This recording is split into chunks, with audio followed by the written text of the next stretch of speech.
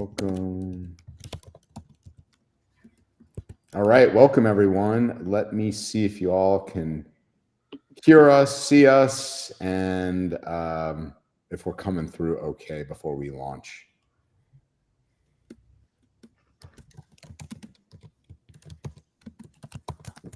Who's the keyboard? Who's on the keyboard? Me, I'm just That's typing to see if everybody can hear us. Got you. Oh, there's Billy. Billy, hope you're feeling better. Good to see you. All right, thank you, Mike. Okay, I'll get right on into it today. And Bob, good to have you kind of on this side, but also in a different capacity as a guest versus a co-host. So yeah, on the other side of the desk. Yeah, thanks. Yeah, of course. And since we're going to give it a minute or two as people trickle in, Bob, tell us about, do those guitars back there have any names, and do you have a favorite? You know what? I do have a favorite. The one over my, I guess, looking at maybe my left shoulder, this one right here. That's my favorite. But they're, honest to God, if I had a wide angle lens, you'd see that this obsession has gone far beyond reasonability because that wall is full of guitars. But wow, it's been a collection over a lifetime. So, but yes, I do have one, and her name's Julia. Julia, okay. Gary, you play as well. Yeah, I'm not as passionate as Bob about it, but I can pick up a guitar and strum a little. Yeah. We had Carl Bickmore playing this year. I thought that was fun. I actually thought that was cool. Gary, that was an idea I took from you, having Tim. But one of the feedback during registration last year was like, there's nothing going on. It's dead. It's not dead, but like there's no music, there's no noise, there's like some kind of background, and so that's what we. So Andrew, after I sold my first MSP, and I had like an earn-out period before I started True Methods. During that time period, I took guitar lessons, recorded some stuff. I won 2 fantasy football championships, took some golf lessons. Then I realized that enjoying my life wasn't for me. And then I started True Methods, and now I suck at golf. I suck at guitar. I won a few more fantasy football titles, but that's about it. Okay. And still not enjoying life?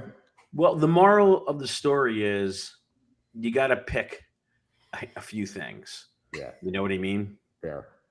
So absolutely. I picked business and family, and there wasn't much room for other stuff. Maybe there's starting to be some room now. Good. All right. Let's swing into it. So let's see. So this, in kind of, this is thematic of, we just finished Write a Boom, and in talking about Write a Boom, this kind of fits right in.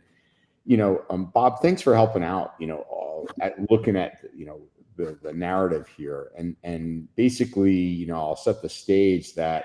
Andrew, before you do that, can you just give your overview of like your feelings about Write a Boom?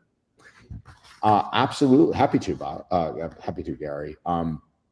Yeah. So just kind of for those that may not have been there, we had about 840 MSP and MSSPs this year.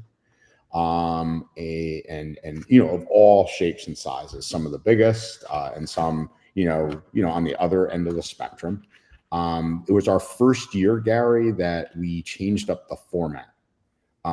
Historically, Write a Boom, we did something called the learning journey, and there was a kind of always this thematic, right, of how we told a story throughout the event. And we would oscillate the sessions between technical and business. Everybody would be in one room.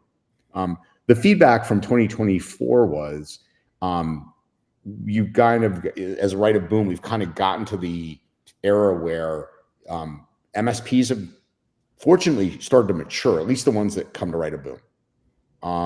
And, on the technical side, you guys got to get more deep technically.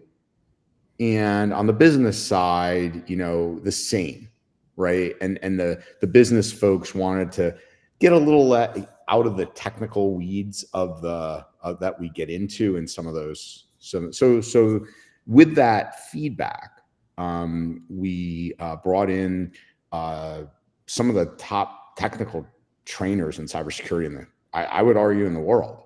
Many of the top Black Hills folks and folks from Lima Charlie, these are former and current SANS instructors, and some of the best rated as well.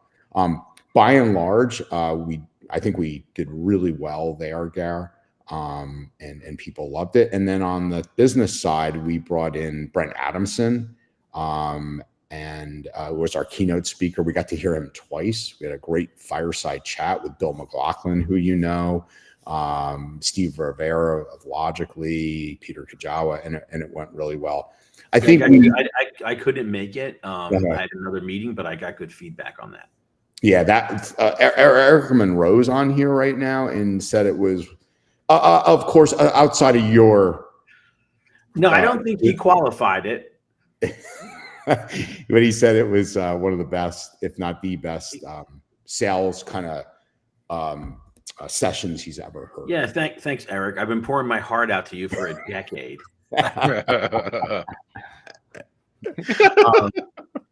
So Gar, I think we needed to do some work on the business side in full transparency. Yeah. Overall, people liked it. And we're going to make some big announcements and changes on how we select content in 2026. And we'll be announcing that really soon. So we have an advisory council now that's going to drive content and selection. There's going to be voting from all MSPs, et cetera. So, so looking forward to it. Thanks for mentioning that. Yeah. What are your thoughts?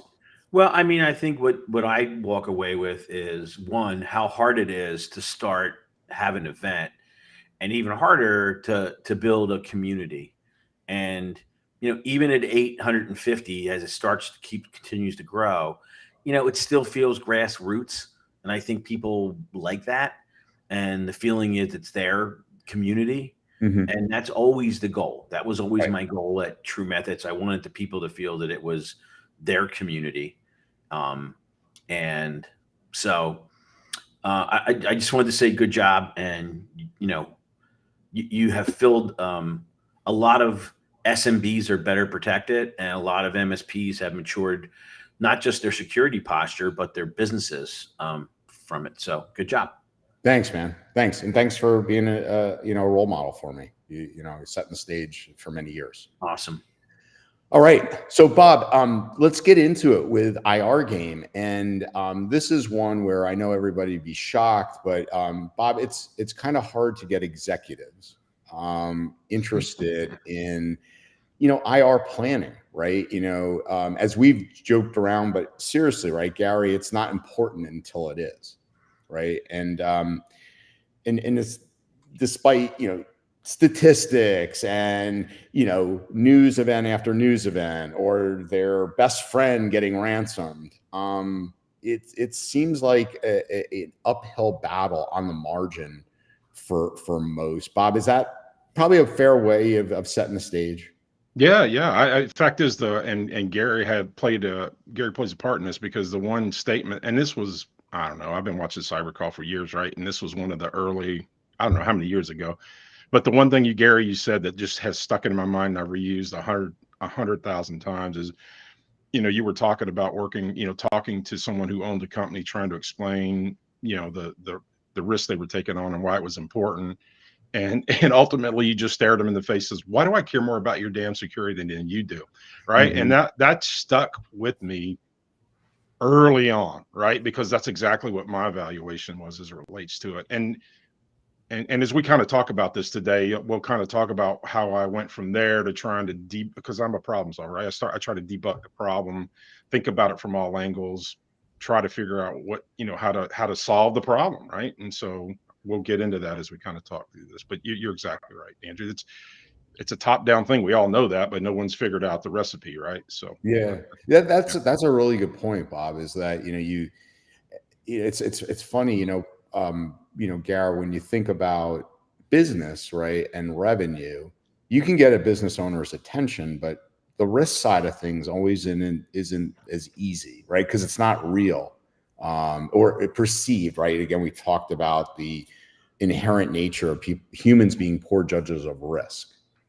Yeah, Um, and to me, the key to that is you have to use, some stories and examples, but also you always, if you want them to invest with you always have to be able to simplify your approach and process. Do you know what I mean? So that you can use logic, because they might see some risk, but they don't apply it to themselves. And you have to be able to make that, you have to use ways of, creative ways of making that link. It's funny because I found that once you get good at it, it's not really that hard. You always think it's hard until you understand the psychology or have the right tools in place. And then it's almost hard not to. yeah. Yeah. You're really good at it. And then Eric, just to you, last thing is you see it also legally, don't you? I mean, when you're looking at contracts, whether it's, contracts where an MSP has signed a contract and you're looking at inherent risk, or the MSP's customers contracts that have immense amounts of risk. People don't really understand that piece of the equation. Yeah, and it blows my mind that it blows my mind. And Bob and I have had lots and lots of conversations about this in the past. But it blows my mind how bad most, not all, but most MSPs contracts are with their customers. They just aren't good. They do not protect them from risk appropriately. Not that you can protect them from all risk. I mean, you could, but then you couldn't get any business done. But it doesn't even protect them from the big picture things. It never ceases to amaze me. Yeah. But if you think about it, it's the same thing, Eric. It's because in your like what you're an expert. Yeah. And so you know more than we do about legal risks. The same way we know more about cybersecurity and its risks than our customers do. Exactly. Yeah. Garrett, this is the last thing, I promise, and we'll get into it. But like, why is it that we feel like we'll go to a doctor, right? And often, let's just say you're seeing a specialist and a cardiologist, and they say, most of us will have inherent trust talking about something we know nothing about, right? And we're like, yeah, okay, well, let's do that. But when it comes to things like this, even though we're still, a lot of times they don't understand what we're talking about, there's a lot more resistance. I think because a lot of times business owners, they give people a choice. Like your doctor is just telling you need to do this, or this is gonna happen. Like they don't really, many times, you always have a choice, but they act like they're very assumptive in telling you what the issue is, why they know more than you, and what your choices are. Like, here's the 3 things you can do. You have this issue. Doing nothing's not a choice. And I don't think business owners hold themselves in the same regard. And they let customers make choices that they're unqualified to make because they're not firm enough in the fact that they represent the truth, the reality of what the situation is with diagnosing their patient, which is their customer. Right. Comes back to. And Gary, I get the impression that they're doing that because they're kind of afraid to call their customers baby ugly. Mm-hmm. Right. And even though they do know more, and even though they can do a tremendous amount of good for the customer, they're worried about losing the sale. Yep. Instead of giving them that lack of choice. It's frustrating. Yeah, I want to get into the topic with Bob, but it's frustrating because what I have learned is calling customers and now my customers, MSPs, kind of calling their baby ugly is my trademark. You know what I mean? And I don't know, like it's helped more people. Like when I was at MSP, it helped more small businesses, and almost everybody was appreciative and built close relationships. And the same thing in my peer and coaching business. It helps me when they know your intentions are good, then they feel like you're telling them the reality. You're not trying to call their baby ugly. You're just, their baby's a little ugly. You know what I mean? Yeah. Yeah. All right, Bob. So quick intro for those that may not know you, and let's get on into it with Eric. Yeah. Well, Bob Miller, I am the Chief Operating Officer of Global Data Systems, and I'm also the founder of a community project called IR Game that we're going to be talking about here today. So rather than burn any more of that, I'll just turn it over to Eric and we'll get into it. Perfect. Thanks, Bob. So Bob, my understanding is IR Games started after you attended a Huntress tabletop exercise at Write-A-Boom 2023. And if I'm not mistaken, if memory serves me correct, I'm not even sure you were registered for that Huntress session. And we said, just hang out in the back of the room. We'll see if the seat opens up. But it was certainly a good timing. But and then I also understand that just 6 days later, you had sort of the construct for IR Games. So what was the catalyst that turned that physical tabletop exercise into this multiplayer Sure. digital platform? So yeah, the history of this was that it was I think it was either my second Write-A-Boom. I'd gotten to know some people, and at least I knew them by name at that point. But I saw a pre-day that was going to be by Huntress, and it was a incident response game that they were going to be running and it was for MSPs. And as usual, I usually see those about 2 minutes after they're already full, right? And so that's what I saw, and I said, well, I'm going to take a play out of my dad's playbook and say, you know what, I'm just going to bum rush that thing and see if I can get in there anyway, right? And so I got there early, went in, I knew Becky Teal, and I said, Becky, hey, look, I know we just met and all, but I'd really like to attend this. Can I just hang out by the back wall and watch it, right? I really feel like it's important. And she says, well, look, just sit at one of the tables. If somebody, nobody shows up to try and take the seat away from you, just ride that chair. And I said, okay, that's what I did, right? So, and this game was being put on by Huntress. Ethan Tancredi of Huntress was the facilitator along with Becky. And it was a scenario that had been built by Matt Lee and Ethan Tancredi to kind of put MSPs through an experience that Matt Lee actually had gone through himself, right? Which is very similar to Eric Woodard and Robert Chaffee's experience of having a third-party compromise, right? That kind of zapped all their clients. So it was very similar in nature. And in fact, Eric and Robert were there, and during one of the breaks, they talked about their experience. But I sat through that exercise, and the damn thing was so terrifying and awesome at the same time. I said, you know what? I really need to put my organization through this, right? I mean, I need to let them see this because you really feel it, right? I mean, even at a tabletop level, it's so well crafted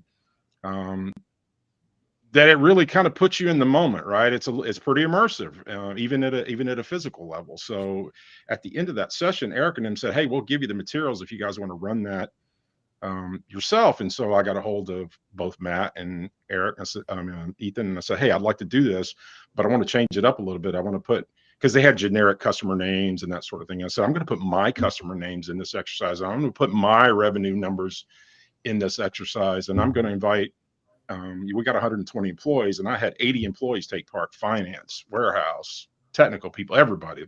I had them all in there together because I wanted to put them through this. And we played this game, the tabletop, the physical one. And it was during that playthrough that my longtime buddy, who's been with me through 8 of my, or ton of startups, I've been through 8 of them, but he was with 5 of them with me. He says, you know what, we got this old game framework you and I did a long time ago. Why don't we, I bet I could put this thing online in a couple of days. And so it was on a Thursday that we did this with our group. We put it online over the weekend, and then Tuesday of the next week, we basically got Matt and Ethan on the line, and we showed them, and it was an operating, fully functional multiplayer incident response game that actually worked, right? I mean, it did the core elements that you would need to do for that, right? And so that was the beginning. That quite literally was the beginning. That's awesome. That's such a great story. So IR Game, as I understand it, is specifically designed for non-technical executives. What makes this approach so effective at engaging those C-level decision makers when other more traditional security awareness methods have failed? And so this goes back to what Gary was, what Gary was alluding to, that there have been and are super great tactical technical exercises out there. Black Hills has a ton. There are cyber ranges, and by the way, they've existed for years, right? And the problem is they're not cracking the nut that we need cracked. That was my observation. Is okay. Technical exercises are great for technical people, but they're not the people that we got to get through to, right? And what I also surmised is that these decision makers are not technical in nature, but we have to figure out their problem is. Here's what I feel like the root cause problem is. of them adopting a more strategic view of security. They have no emotional frame of reference to what goes on when bad things happen. They just don't have any frame of reference, right? They've never been involved in one. The only thing they hear about is when somebody else has been through one, and it's all about the money at that point, and in their mind, it's just a money equation, and the money equation never seems to be sufficient enough to motivate them because they just don't have any feel for this, right? They haven't been through an incident. They've never had to command and control during one of these things. So that is the reason that we erred on the side of, look, let's make this something that's got a low cognitive load on the technical side, but talks about all the peripheral effects that an incident puts your organization through. Not just the technical side, which is certainly brutal enough as it is, especially for your technical assets, but what most CEOs don't understand, that there's reputational damage. And then what kind of choices are you going to be forced to make when you're in an incident? Because I can promise you're going to have way too many challenges and not enough resources. And you got to stare the universe in the eye and say, I, CEO, have to make a decision about what I'm going to do next, which means, am I going to cut my left foot off or my right foot off? And that all sounds academic until you're actually sitting in the saddle having to make those damn decisions, right? And so the idea was to, okay, let's take we're all gamers. Everybody involved in this have been gamers since we were kids. We understand gamification and game design, and we know how to make things immersive. Like Gary was talking about, you have to tell a story. That's when you're doing a sales pitch, when you're trying to sell them on something, you have to tell a story, right? To kind of get them immersed in. It's no different for an exercise like this. You have to tell a compelling story that pulls them in. And the other asset is I don't have to have them air their dirty laundry, right? I don't have to ask them what's wrong with their organization. I don't have to know anything about it. I can pull them into this exercise. They can have no technical ability and start getting immersed in it, and then start feeling this pressure. And we use some gamification techniques. We'll talk more about that as we go to kind of make that real for them. Eric, just a question to you. You get obviously unpleasant phone calls, from MSPs, clients or a friend of a client that's had, is down big ransomware or whatever it may be. What percent are prepared that you see, whether it's an MSP or even the end customer? Like, is it changing over the years? What do you, because they come to you, and obviously a lot of times you got to get a breach attorney involved, but. Yeah, I'd say when they come to me, I'd say 20% of the MSPs are prepared, and probably 0% of the end users are prepared. It's just something that they're not thinking about. I had a client call me the other day, and one of their customers that is in the healthcare space manages hundreds of thousands of records of PHI. They were ransomware. And as bad as it was that they were ransomware, it was due to a business email compromise. They weren't insured. And a couple days into this process, I'm talking with their CFO, and I said, why don't you have cyber liability insurance? And his response, and I've told you the story before, Andrew, his response was, well, our broker never suggested we had it, or we buy it. Right. It absolutely blew my mind. And this is going to be a multi-million-dollar issue for this company that's now going to be an uninsured issue. So the end users are just never, ever, ever prepared for it. And like I said, the MSPs, the better, if you will, MSPs, about 20% of them kind of know what to do. And you know what the insurance agents are saying? Yeah, not all my customers will buy that insurance. You see what I mean? It goes all the way up the chain. Right. It's hilarious. Yeah. And that's why MSPs have to have these conversations 100%. With their customers well before it happens, right? This is exactly why you require, as an MSP, your customer to carry cyber liability insurance, or at least you contractually require, but not so they actually go get the insurance, but so you can have the conversation with them about the risks associated with not carrying. And we've talked about this a few times, Gary and Bob, on this, like, why is it so important? Because at the end of the day, is the MSPs, as the MSP of that non-insured customer, Gary, more than likely, there's a ton of services you're going to do that you'll never get paid for. that just because you're in the thick of it, and by the time it's a hierarchy of who gets paid and when. It's certainly you're way down the list. Fair? Yes. Yes. Absolutely. Well, let's just keep going with this. We'll dive into it a little bit. We'll dive into it a little bit deeper as we get more into the game. But I think this is a great example to talk about how our conversations, and I can tell when they're changing. I mean, I can just get and look at the average seat price every quarter and see where we are to know what people are actually, offering. And that tells me where they are in terms of the kind of conversations they're able to have with their customers about value. We've been asking that question about insurance and polling it since the beginning, right? Yeah. And we've seen it move, but it's not 100% or anything close to 100%. Yeah. Bob, do you see higher seat prices when people are immersed, the MSPs that are adopting IR game and having those right of boom conversations with you? Well, no, I mean, we've been running these free games once a month for about a year now, right? And so both MSPs and enterprises have been in it, and we've had a lot of CEOs and C-level people involved in it. And the reason we've been doing that is so that we can it's a community project at this point, right? And I wanted to make sure that I was building a tool that the community could use. We do have an MSP who is now starting to use it with their customers. So now we're starting to get stats on that. But let me just give you some anecdotal evidence about the C-level people who have been involved in the game over the last year. The absolute best comment that I've ever gotten from a C-level person who's played this game is that when it was over, he looked me in the eye and he says, "I have to go have a beer. This thing has scared the living shit out of me." And you know what? That sounds expensive. Yeah,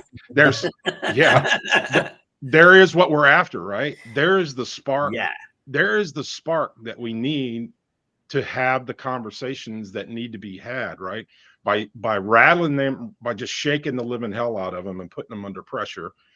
We have established a point of reference between the two of us now that we can have a strategic conversation about what's really involved, because now they see just a tiny bit of how bad it could possibly be. So here's what happened there, Bob. What they realized is they realized their risk. And this idea that we're charging people more is false.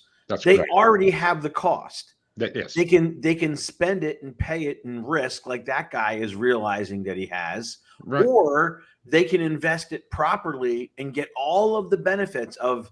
But it's like we're not changing their cost. No. The landscape has already changed it. They just aren't able to. You're not able to get them where that guy got to, where they see it, and now it's easy to attach a cost. So a small investment to minimize that or better prepare for it on the other side, right? A boom. It's an easy decision for them to make. Yeah, that's literally where you have to get every decision maker. And we've been so, and the point being, Gary, you're good at explaining this to people, but that doesn't scale, right? So I'm looking for a way to give this community a way to scale this approach, right? So that this doesn't take 150 years before we get where we need to be, right? We got to start accelerating this, just like Eric just said, 0 of the enterprises are ready and 20% of the MSPs are ready. That's not sufficient, right? I mean, we got to have a tool that scales. We don't have enough professionals to do it. Can we have Gary.ai to,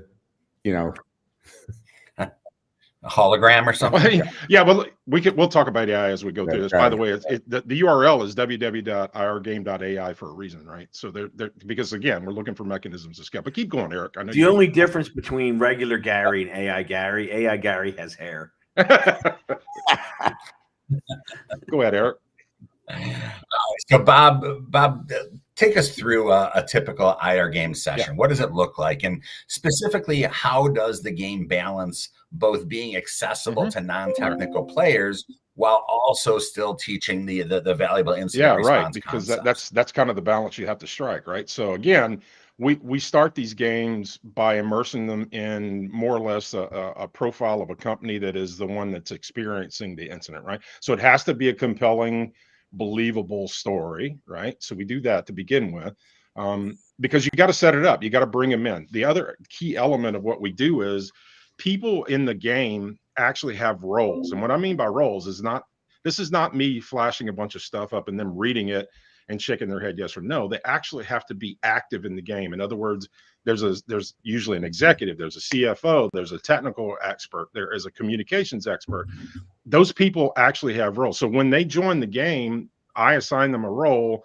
Their interface into the game changes to accommodate which role they're playing. In other words, they only see the data that is really relevant to that role that they're playing in the game. In other words, it's just like real life, right? You don't get to see all of the financials if you're the marketing person while you're dealing with whatever's going on in an incident. It's the same way in the game. You see the data appropriate to you for the goal, and you have to allocate resources. And I'll tell you what that means here. Challenges, as this story develops, challenges appear where you have to assign resources to overcome the challenge, just like we do in real life, right? SolarWinds, we had to assign certain people to go and pull logs and analyze them at a technical level, but we also had to build a communication plan to talk to with our customer center inquiry, and we had to build a plan real quick to be able to field that inquiry and get it back to them and have an audit trail, because that's part of the process, right? Well, we didn't have that comp plan figured out, so somebody had to go do that. That would be a challenge that you could see in a scenario, right, that would pop up. I'm like, hey, somebody's got to go build a communication plan real quick, or a method anyway of communicating. That challenge would pop up, require certain combinations of resources, marketing, legal, financial, whatever. All those challenges are varied. In a lot of cases, these scenarios have up to 30 or 40 challenges that occur over the course of this hour and a half of playing this game, which means it emulates being overwhelmed by what all's going on, which is exactly how the hell it works too, right? I mean, that is how the universe works. You're going to have more things to field than you can. On top of that, there are the traditional injects, which are randomized events that occur while you're playing this game that can affect your resources. In other words, add to or take away from. You know, in the case of a technician in a car wreck, takes a technician away from it. Or the press figures out, oh, hey, these guys got a breach. Let's go get a statement from them. And then someone's got to stop what they're doing and go field that. That's a challenge that pulls a resource off the stack that you can use.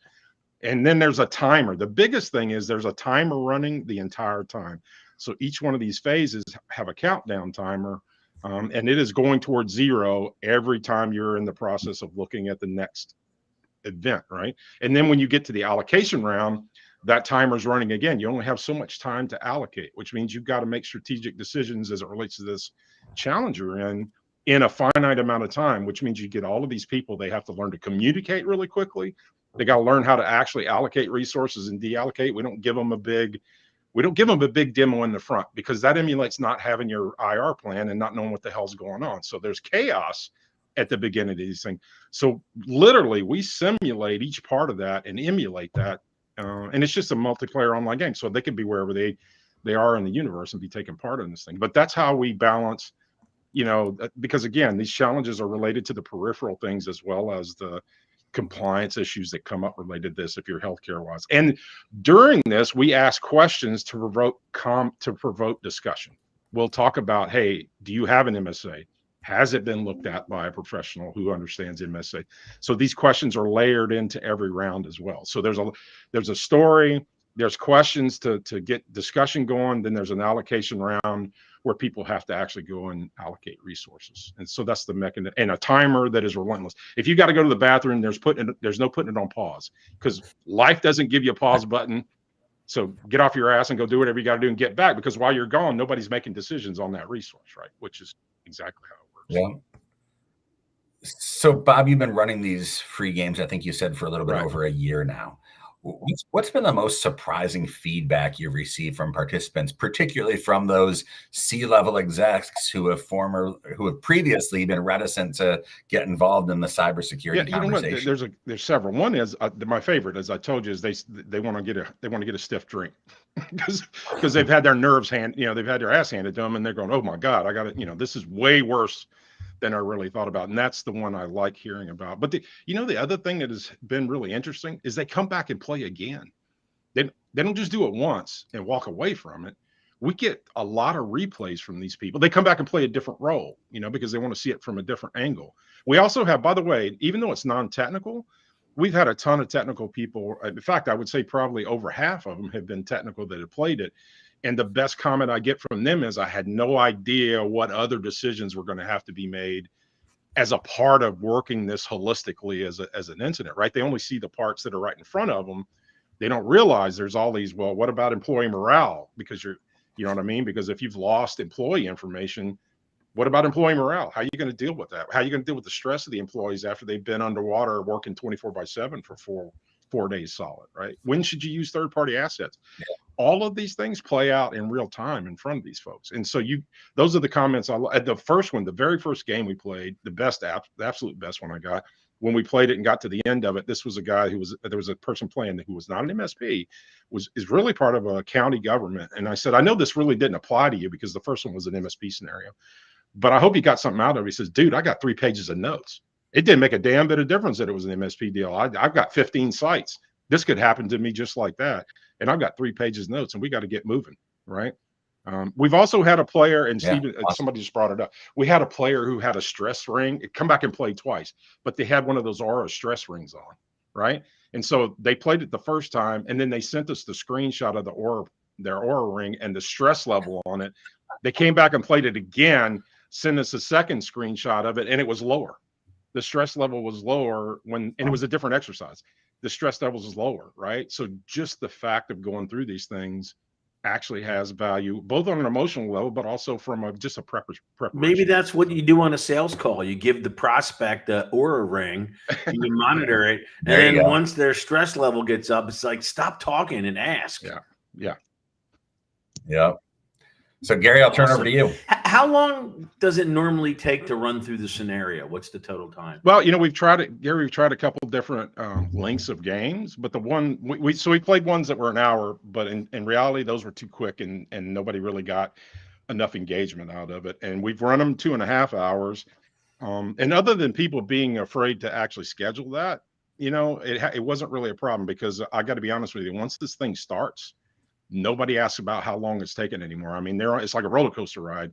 You're in the seat and it's hauling ass, and you're just there until it's over with. So, but right now we have found the sweet spot to be around 90 minutes. About 90 minutes is a good time frame. Okay, good. So let's talk about the game mechanics. Like you mentioned challenges, resource allocation, time pressure elements. How do they work together to simulate a real event?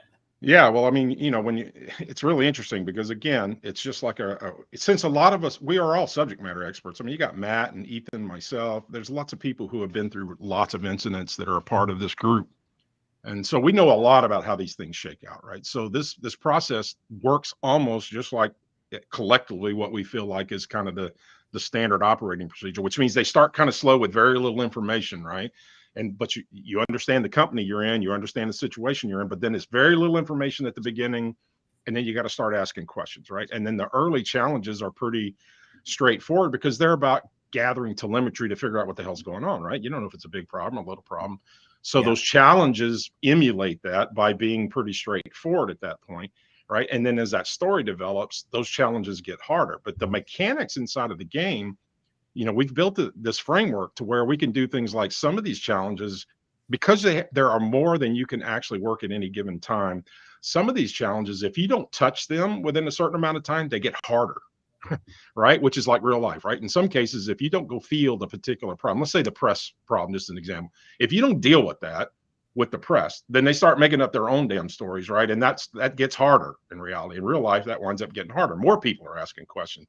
So the actual challenge mechanic in the game would increase the resources required to retire that challenge if you don't touch it within a certain number of rounds.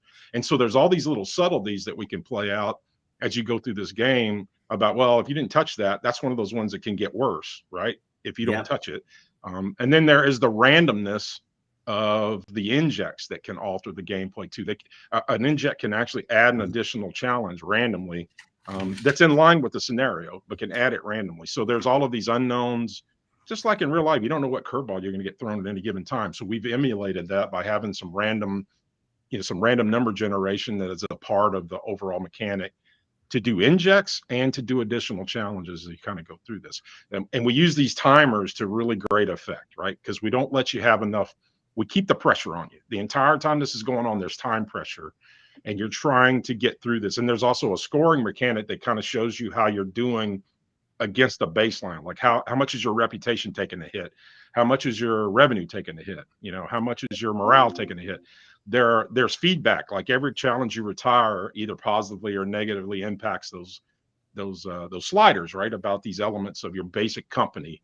You can think of it like the EKG of your company. You're kind of watching those variables while you're doing things, and you're trying to minimize or maximize effect by making these strategic decisions. And all those are wound into a mechanic that you really don't even know. You don't see it, right? You're just reading and you're doing challenges. It's very simple to play, but they all work together to really make it very realistic. Yeah.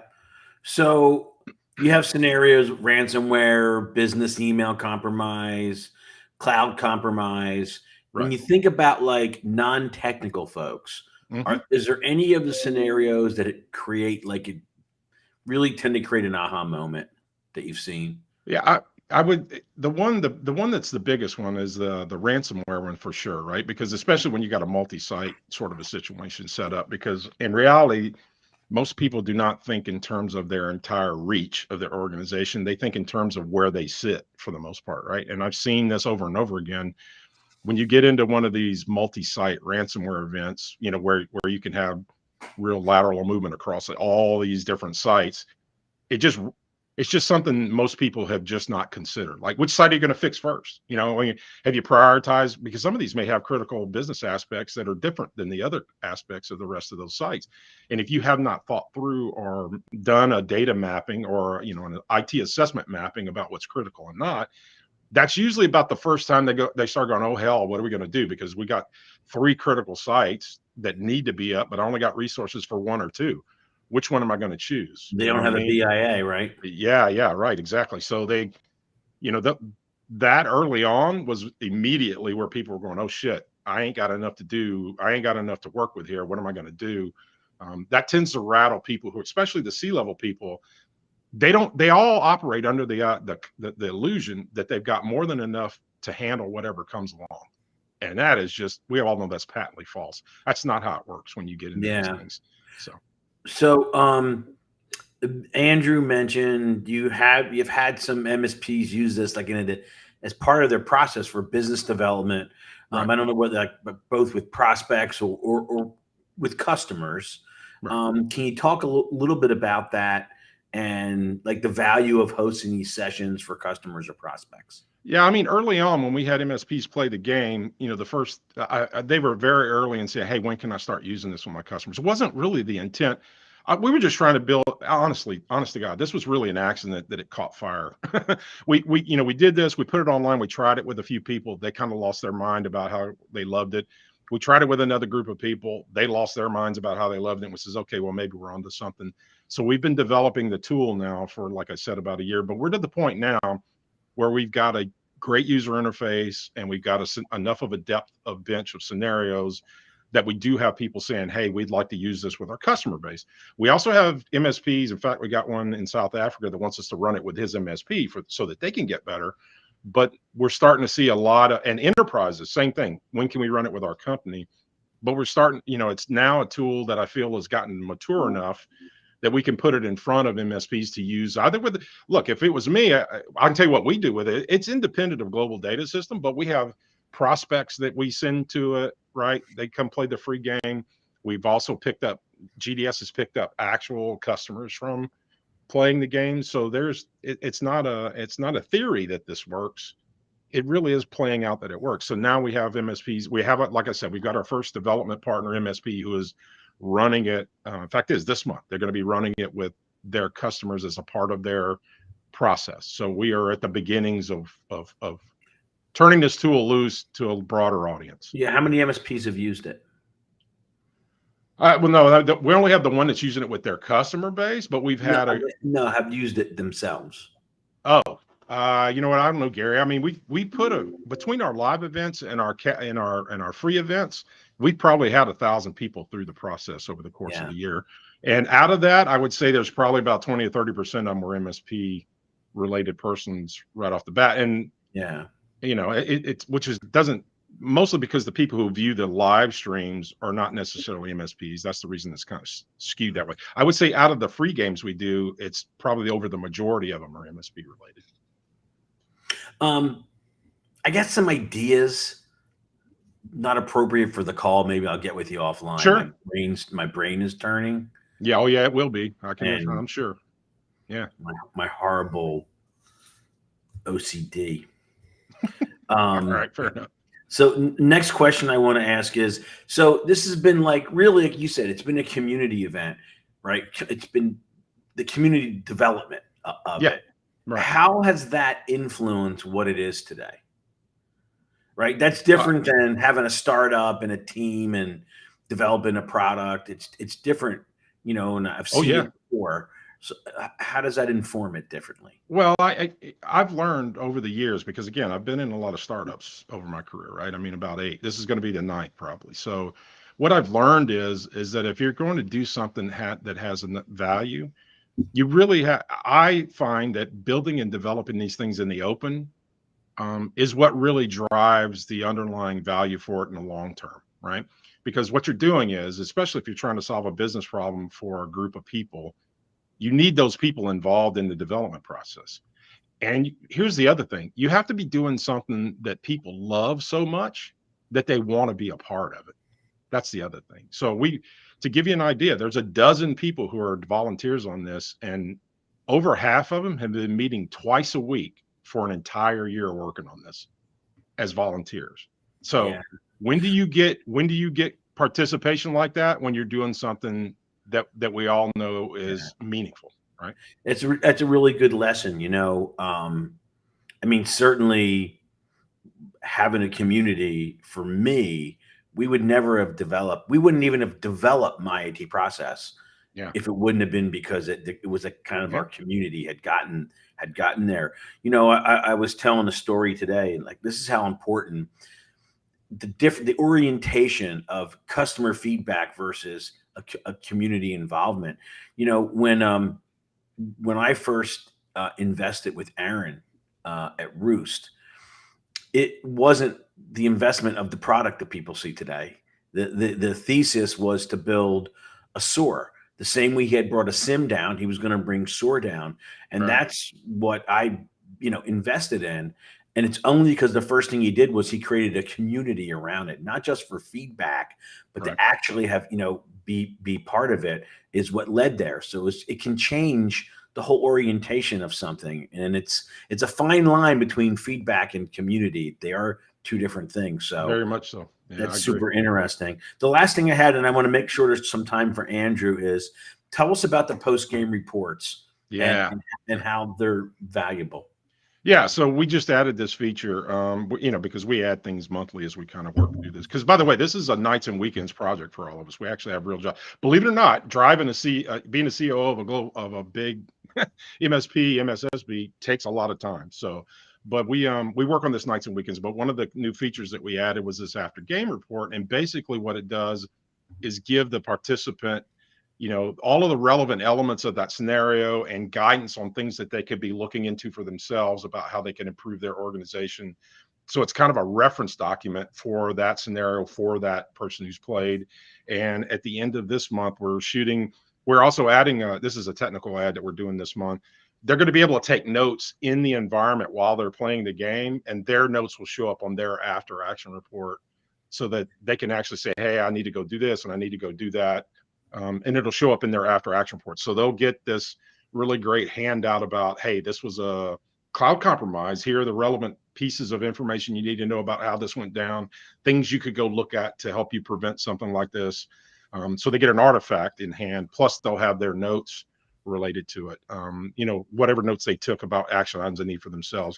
We feel like that's really important for them to be able to take that and go back and actually affect change, in their organization. I'm going to pass to Andrew, but to me, what this is like, it's basically a tabletop, but it's a tabletop that's interactive. Yes, correct. Right. So that people feel more connected to it. Right. Really interesting. It's very immersive. Yeah, absolutely. Yeah. Andrew, I'm sorry I didn't leave you with much time, but that's okay. Yeah. That's Bob, good, because I'm not really sorry. Sorry, but not sorry.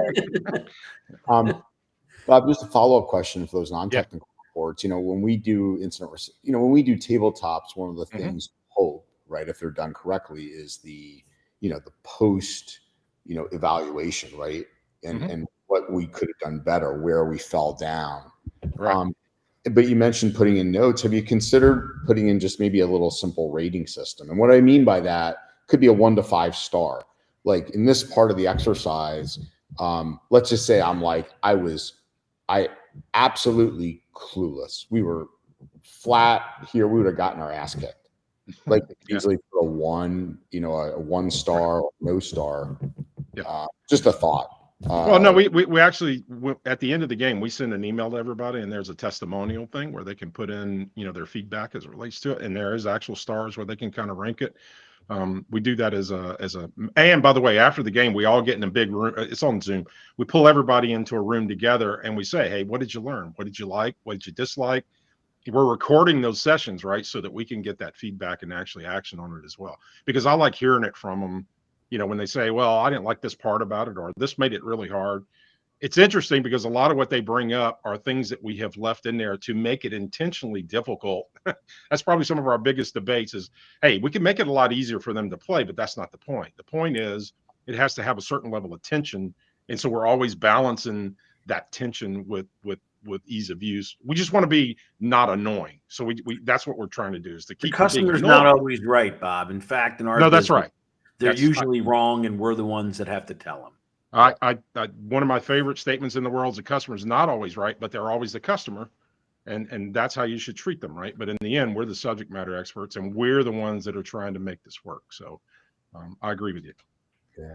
So Bob, what are some of the biggest misconceptions that the game is conveying to these non-technical users?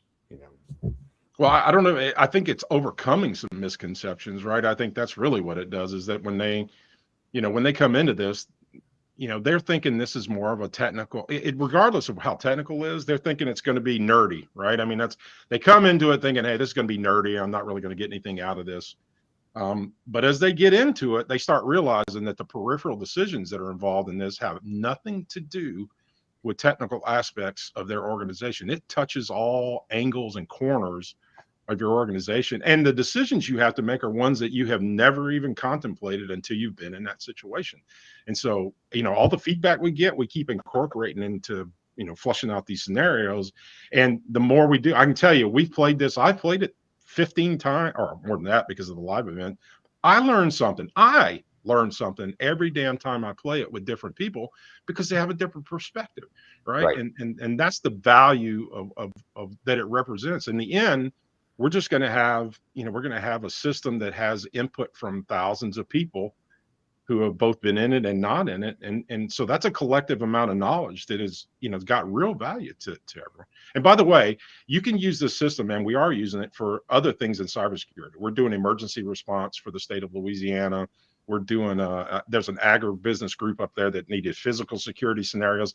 The gamification framework works for all of those. It just so happens that, we're all in the middle of cybersecurity. So that's what we do the most right now. Fair. Yeah. So you've done this, you mentioned, corporate, but you've also done it, the Texas A&M Law School. Yeah, that was interesting. Yeah. And obviously with MSPs, you mentioned you did that rejection. Right. But so are there different responses from different audiences? It always is. That's so we did this. We did. This was one of the best. Eric, you'll find this interesting. So I didn't know that there were over 100 individuals in the Texas A&M Cybersecurity Advanced Degree Law cohort. I had no idea there were that many, right?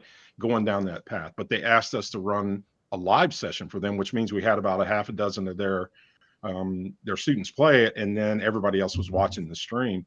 But the perspective from those individuals was really interesting, because obviously they knew the law really well, but they had no idea what else goes on, right? Again, they were in the same boat. They didn't realize all the other aspects of what an organization goes through. They had no idea. We've played this with Fitball, and they're insurance guys, cyber insurance guys, and they went, we had no idea what the hell goes on the other side of the wall when we're doing this sort of thing.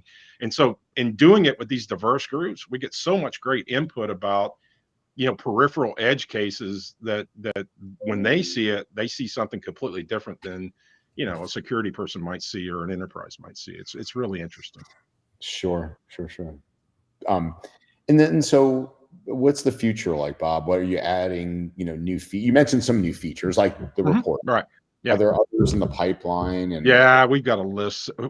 Gary will appreciate this. We got a list way longer than the time we've got to do it. That's for sure. But I mean, some of the things that are close in is we're adding audience participation to it so that we can play a big live. We've done these live events where we have 4 or 5 big hitters like Mackenzie Brown and Tom Lawrence and Jason Slagle play while people watch them play. But we're adding an audience participation element to it to where they can get on their phone with a web app, answer questions, and it will affect the outcome of the scenario. It'll be kind of a real dynamic so a phone a friend. crowdsource. Say it again. A phone a friend? No, it's not like phone a friend. It's more like they'll answer questions about the scenario and it'll help drive what goes on for the real group in the next round, kind of a thing. Right. So there's elements of that we're adding to it. And we've got a list a mile long. I mean, they're all really interesting, in one way or another. But yeah, we love it. Good job. We'll close this out with this, Bob. What advice would you give to the MSPs listening in who are struggling to get executives in the right mindset, where we want them to, go right to the bar like the one guy? Yeah. My advice is I don't care what you do or what tool you use, but you need to understand the problem, right? And I believe that I do understand the problem now is that we do not have these C-level people just don't have a point of reference. So whatever you got to do to get them to see or be involved in that is going to move the needle for you. It is because I've seen it. Now I've got analytic proof. It's not subjective anymore. We've got analytic evidence. Do whatever you got to do and stop doing nothing. Start doing something. I don't care what the hell it is. Pick a horse and start moving, right? Yeah. Do more tabletops. Learn everything you can. I spent a couple years really learning about this in order to kind of get to where I am. But by all means, take advantage. There are so many great tools out there. The CTAPs with CISA are out there. There are so many great tools that you can go and take advantage of.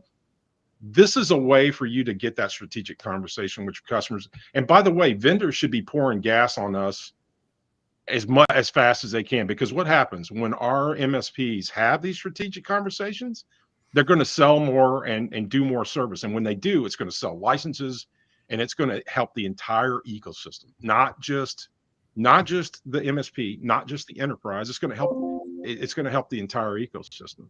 So just start doing something, right? By all means. And that's my advice. Awesome.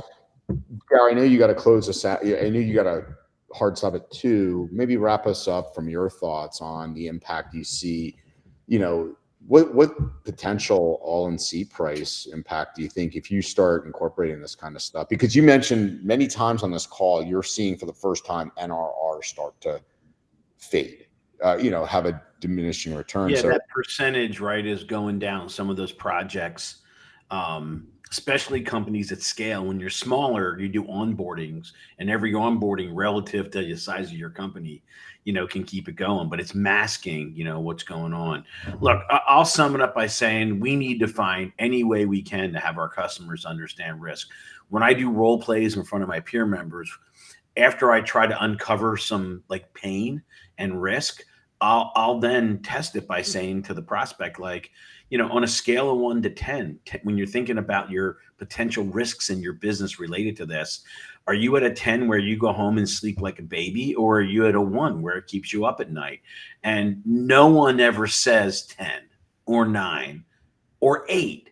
They don't even usually say 7, right? And so that tells me that they understand that there's risk, but no one's quantified. So any tool you can use, I'm agreeing with Bob, do something, right? Do something. Right. Oh, Bob, let me share that in. Yeah. Let me share Bob's stuff here for y'all. Yeah, Bob, thanks for being with us. Yeah, I appreciate it, Gary. I appreciate doing it. It means a lot. Eric, thanks for filling in. Of course. Thanks. Anytime. Thanks, everybody. Look forward to seeing you all next week. Thanks, Bob. Thanks, Gary and Eric. I really appreciate it. And thanks to all of you making this great community. Take care. All right. Thanks.